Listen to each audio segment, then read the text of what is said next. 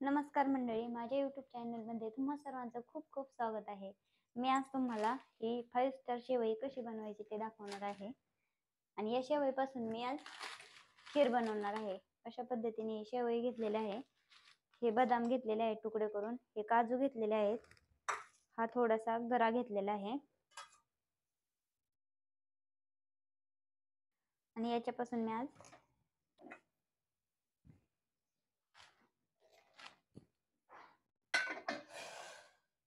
गॅसवर हे पातेले ठेवलेले आहे. त्याच्यामध्ये मी थोडंसं तूप टाकणार आहे.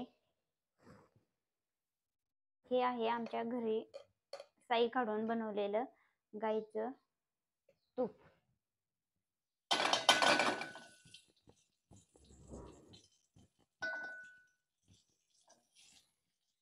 आता मी पातेल्यामध्ये तूप टाकलेलं आहे. त्याच्यामध्ये टाकून थोडासा हा गरा आहे तो भाजून घेणार आहे. एवढा गरा घेतलेला आहे.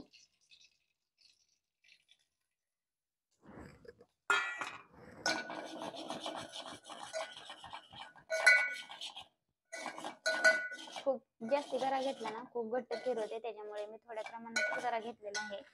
आणि आता अशा पद्धतीने गरा चांगला लालसर होईपर्यंत भाजून घ्यायचा.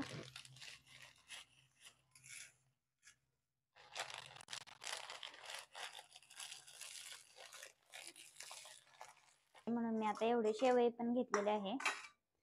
गरा भाजत आला ना त्याच्यामध्ये लगेच थोड्या प्रमाणात शेवया पण टाकायच्या.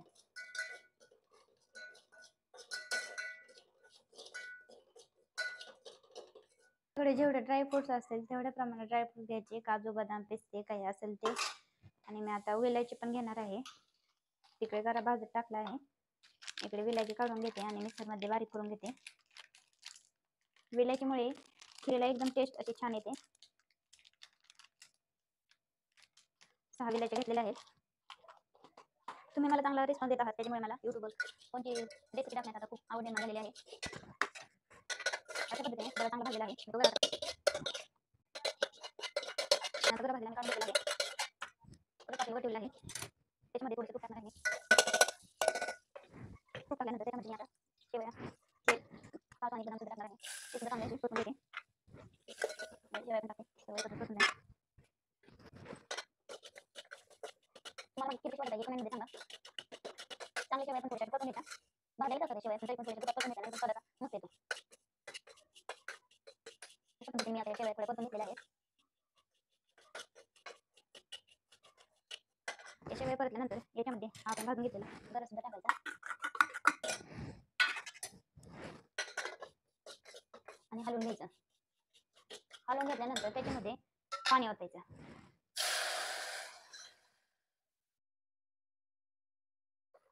आपल्याला जेवढ्या प्रमाणात खीर करायची आहे तेवढ्या प्रमाणात थोडं पाणी ओतायचं. या पाण्याला उकळी आल्याच्या नंतर याच्यामध्ये थोडंसं दूध पण टाकायचं. मी आता विलायची बारीक करून घेणार आहे.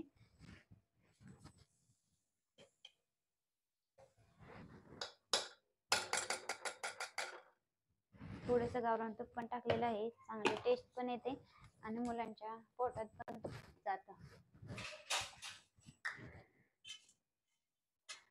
विलायची आता मी चांगली बारीक करून घेते.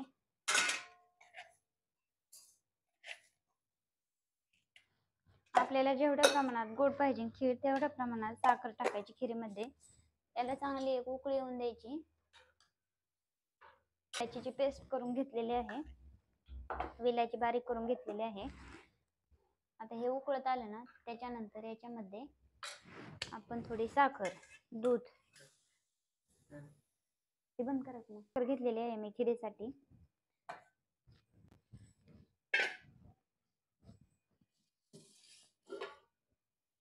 एक उकळी आली ना लगेच या शेवया शिजतात. त्याला घट्टपणा यायला सुरुवात होते.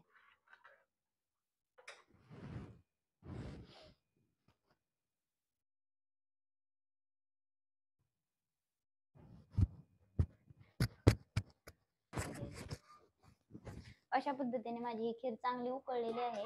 मी आता याच्यामध्ये दूध ओतणार आहे. मी एवढ्या प्रमाणात दूध ओतलं आहे खिरीमध्ये. आणि खीर पण अशी छान हलवून घेतलेली आहे. त्याच्यानंतर या खिरीमध्ये मी आता एवढ्या प्रमाणात साखर टाकणार आहे. आपल्याला जेवढ्या प्रमाणात गोड पाहिजे तेवढ्या प्रमाणात आपण गोड करू शकतो. आणि ही विलायची बारीक करून घेतलेली आहे ती सुद्धा मी खिरीमध्ये टाकणार आहे.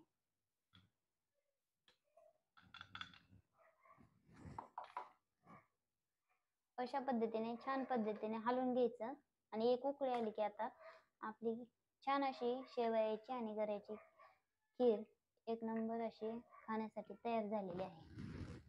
तुम्हाला माझी ही खीर कशी वाटत आहे हे कमेंटमध्ये सांगा आणि माझ्या चॅनल जर सबस्क्राईब केलं नसेल तर सबस्क्राईब करा.